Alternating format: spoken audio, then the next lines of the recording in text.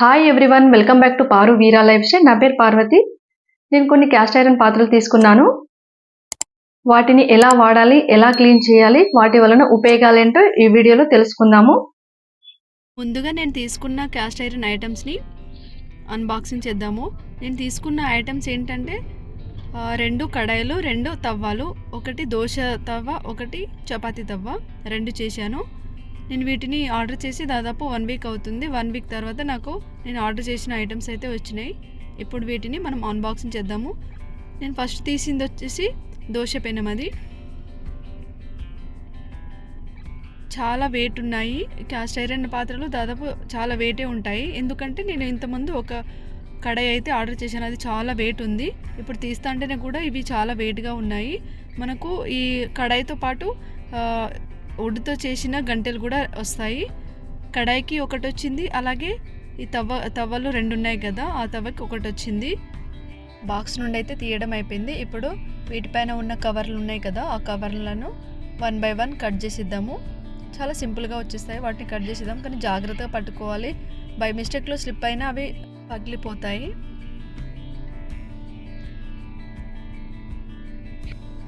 చూడండి, దోశ పెనం అయితే కొంచెం పెద్ద సైజులోనే వచ్చింది. ఇది సెకండ్ వన్ వచ్చేసి కడాయి. 1 kg 1.5 kg మనం కర్రీ అయితే చేసుకోవచ్చు. ఏదైనా చికెన్ అయినా మటన్ అయినా కర్రీ అయితే చేసుకోవచ్చు.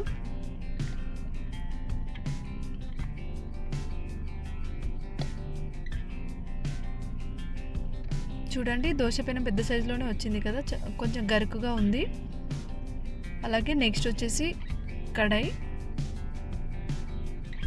దోశ పెనంతో పాటు గంటెలు వస్తాయన్నా కదా, ఒడ్డు గంటెలు, అవి 2 వచ్చాయి. ఈ కడాయి కూడా చాలా బాగుంది. మనం 1.5 kg 1 kg అలా అంటే ఫ్రైడ్ రైస్ అయినా కర్రీస్ అయినా చేసుకోవడానికి చాలా బాగుంది. ఇది వచ్చేసి చపాతీ తవ్వ. చపాతీ తవ్వ రావడంతోనే అవి పట్టుకోవడానికి హ్యాండిల్స్ ఉంటాయి కదా, అవి హ్యాండిల్స్ బ్రేక్ అయ్యి వచ్చింది. వీటిని మేము మళ్ళీ రిటర్న్ చేయాలి.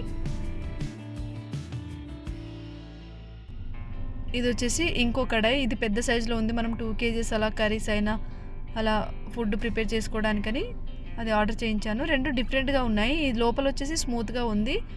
అది ఫస్ట్ 1 కడాయి ఉంది కదా, 1 kg 1.5 kg మనం కర్రీ చేసుకోవడానికని ఆర్డర్ చేయించారని చెప్పాను కదా, ఆ కడాయి కొంచెం గరుకుగా ఉంది. క్యాస్ట్ ఐరన్ పాత్రలను వాడితే హెల్త్కి చాలా మంచిది.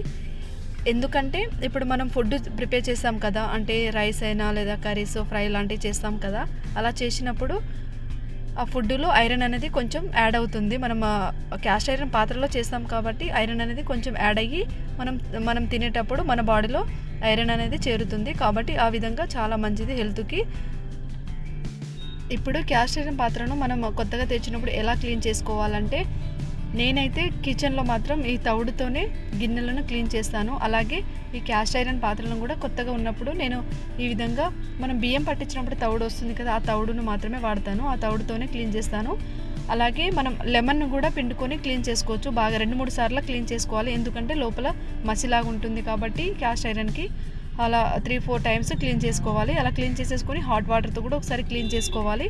అలాగే మనం వండుకునేటప్పుడు ముందుగా ఈ తవ్వ మీద అయితే ఈ విధంగా ఆనియన్ని లైట్గా వేయించేసుకోవాలి. ఈ ఆనియన్తో పాటు కొంచెం ఆయిల్ని కూడా యాడ్ చేసి వేయించేసుకొని మనం క్లీన్ చేసుకోవాలి.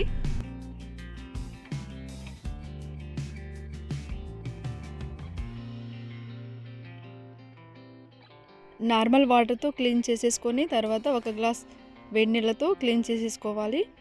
వేడి నీళ్ళతో క్లీన్ చేసిన తర్వాత ఒక క్లాత్ తీసేసుకొని మొత్తం తుడిచేసేయాలి. క్లాత్తో తుడిచేసిన తర్వాత అది తుప్పు పట్టకుండా ఉండడానికి ఆయిల్తో మంచిగా తుడిచేసేయాలి. ఒక క్లాత్తో లేదా టిష్యూ పేపర్తో ఆయిల్ వేసి మొత్తం తుడిచేసి మనం సైడ్కి పెట్టుకుంటే 1 month వరకైనా ఎన్ని డేస్ వరకైనా తుప్పు పట్టకుండా ఉంటుంది క్యాస్ట్ ఐరన్. చింతపండుతో తయారు చేసుకునే ఫుడ్డును ఈ క్యాస్ట్ ఐరన్ పాత్రలో వండుకోకూడదు. ఎందుకంటే ఈ పులుపు వలన ఐరన్ కంటెంట్ అనేది ఎక్కువగా రిలీజ్ అవుతుంది. ఐరన్ ఎక్కువగా తీసుకున్న హెల్త్ ఇష్యూస్ ఎక్కువగా వస్తుంది కాబట్టి చింతపండుతో తయారు చేసే ఫుడ్డును వీటిలో వండుకోకూడదు. ఈ వీడియో కనుక యూస్ఫుల్ అనిపిస్తే లైక్ చేసి సబ్స్క్రైబ్ చేసుకోండి. అలాగే కామెంట్ చేయండి, షేర్ చేయండి.